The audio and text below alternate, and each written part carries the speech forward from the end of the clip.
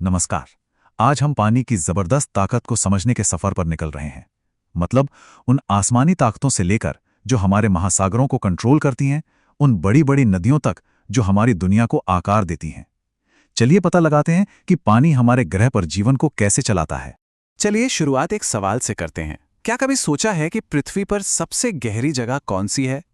ये सवाल सुनते ही हमारे ग्रह के पानी की विशालता और उसके रहस्यों के बारे में जानने की इच्छा होने लगती है ना? तो इसका जवाब है मारियाना ट्रेंच। इसकी गहराई सुनकर ही हैरानी होती है। 11,033 मीटर है। इसकी खोज HMS चैलेंजर 2 ने की थी। जरा सोचिए इसके बारे में। ये इतना गहरा है कि अगर माउंट एवरेस्ट को इसमें उल्टा डाल दिया जाए तो भी उसकी चोटी पानी की सतह तक नहीं पहुंचेगी। ये हमारे महासागरों की अविश्वसनीय गहराई को दिखाता है। ठीक है, तो चलिए देखते हैं कि आज का हमारा सफर कैसा रहेगा। हम विशाल महासागरों से शुरू करेंगे और जानेंगे कि चांद और सूरज का उन पर क्या असर होता है। फिर हम नदियों की दुनिया में उतरेंगे और देखेंगे कि वो हमारी ज़मीन को कैसे बनाती बिगाड़ती हैं। और आखिर में हम ये भी देखेंगे कि कैसे पूरी की पूरी इंसानी सभ्यता पानी के आसपास ही पली बड़ी है। तो चलिए पहले हिस्से से शुरू करते हैं। हम महासागरों के ज्वार भाटे के उस रहस्यमयी लेकिन बेहद शक्तिशाली घटना को समझेंगे जो हर रोज हमारे समुद्री तटों का नक्शा बदल देती है। तो ये जो रोजाना का उतार चढ़ाव है, इसकी वजह क्या है? चलिए इस पहेली को सुलझाते हैं और ज्वार भाटे के पीछे के मजेदार विज्ञान को सामने लाते हैं। तो देखिए, इसकी सबसे बड़ी वजह है चांद का गुरुत्वाकर्षण खिंचाव और कुछ हद तक सूरज का भी। इसको ऐसे समझिए जैसे अंतरिक्ष में रस्साकशी चल रही हो, जिसमें चांद और सूरज दोनों हमारे महासागरों को अपनी तरफ खींच रहे हैं, जिससे पानी ऊपर उठता है और फिर नीचे जाता है। अब ये जो स्लाइड है ये काफी दिलचस्प है। जब सूरज, चांद और पृथ्वी एक सीध में आ जाते हैं, जिसे साइजिगी कहते हैं, तो उनकी गुरुत्वाकर्षण शक्ति जुड़ जाती है और बहुत ऊंची लहरें उठती हैं, जिसे वृहद ज्वारभाटा कहते हैं। लेकिन जब वे एक दूसरे से समकोण यानी 90 डिग्री के एंगल पर होते हैं तो उनकी ताकतें एक दूसरे को काटती हैं, जिससे कमजोर लघु ज्वारभाटा आता है।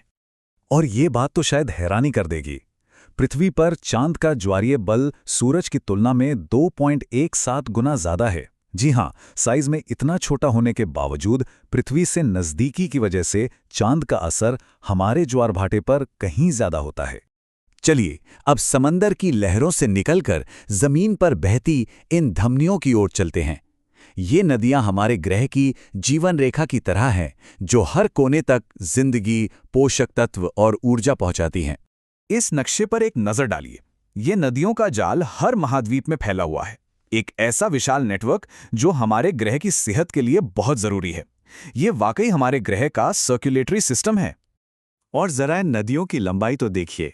नील नदी करीब 6,650 किलोमीटर लंबी है, मतलब दिल्ली से लंदन की दूरी से भी ज्यादा।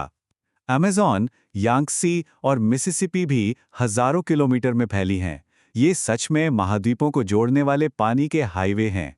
तो अब हम अपने सफर में आगे बढ़ते हैं और देखते हैं कि नदियों में कितनी जबरदस्त भूवैज्ञानिक शक्ति होती है। ये बहता हुआ पानी हमारे ग्रह के चेहरे को कैसे तराशता है और नया आकार देता है। नदियां मानो पृथ्वी की सतह की माहिर मूर्तिकार हैं और वे 3 मुख्य तरीकों से काम करती हैं। पहला है अपरदन, मतलब चट्टानों और मिट्टी को काटना। दूसरा है परिवहन, मतलब उस मलबे को अपने साथ बहा कर ले जाना। और तीसरा है निक्षेपण, यानी उस मलबे को कहीं और जमा करके नई जमीन बनाना। इसका एक बेहतरीन उदाहरण है ऑक्सबो झील का बनना। देखिए, नदी पहले घुमावदार रास्तों पर बहती है। समय के साथ ये मोड़ और भी ज्यादा संकरा हो जाता है, जब तक कि एक बड़ी बाढ़ के दौरान नदी एक सीधा रास्ता नहीं बना लेती। पुराना घुमावदार हिस्सा नदी से कट जाता है और एक सुंदर चांद के आकार की झील बन जाती है ना? कुदरत की मूर्तिकला का एक अद्भुत नमूना। और नदियां सिर्फ जमीन को तोड़ती ही नहीं हैं, वे उसे बनाती भी हैं। जब वे समुद्र में मिलती हैं तो वे अपने साथ लाई हुई सारी मिट्टी और गाद को जमा कर देती हैं। इससे गंगा ब्रह्मपुत्र डेल्टा जैसे विशाल और उपजाऊ डेल्टा बनते हैं, जो दुनिया के सबसे घनी आबादी वाले इलाकों में से हैं। चलिए अब अपनी कहानी को इंसानी पैमाने पर लाते हैं और इन शक्तिशाली प्राकृतिक घटनाओं को सीधे सीधे सभ्यता के विकास से जोड़ते हैं। दुनिया के कुछ सबसे महान शहरों के बारे में सोचिए। रोम, पेरिस, काहिरा, शंघाई, इन सब में एक बात कॉमन है। ये सभी एक बड़ी नदी के किनारे बसे हैं। ये दिखाता है कि इंसानी बस्तियों और पानी के बीच कितना गहरा और अटूट रिश्ता है। लेकिन बात सिर्फ बसने की नहीं है। इंसानों ने इन बहती हुई धमनियों में छुपी हुई जबरदस्त ऊर्जा का इस्तेमाल करना भी सीख लिया है, जो आज हमारी आधुनिक दुनिया को ताकत दे रही है। जरा देखिए इन विशाल इंजीनियरिंग के नमूनों को। आसवान बांध से लेकर हूवर बांध तक हमने सिंचाई, बिजली और बाढ़ नियंत्रण के लिए नदियों की शक्ति का उपयोग करने के लिए अविश्वसनीय संरचनाएं बनाई हैं और इससे लाखों लोगों का जीवन बदल गया है। तो हमने देखा कि कैसे चांद के हल्के से खिंचाव से लेकर हमारे सबसे बड़े शहरों की नींव तक सब कुछ पानी से जुड़ा है। हमारे ग्रह की कहानी असल में पानी से ही लिखी गई है।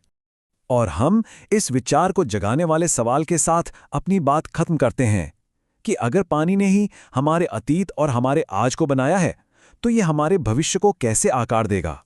जैसे जैसे हम जलवायु परिवर्तन और पानी की कमी जैसी चुनौतियों का सामना कर रहे हैं, ये एक ऐसा सवाल है जो हम सभी के लिए बहुत महत्वपूर्ण हो जाता है।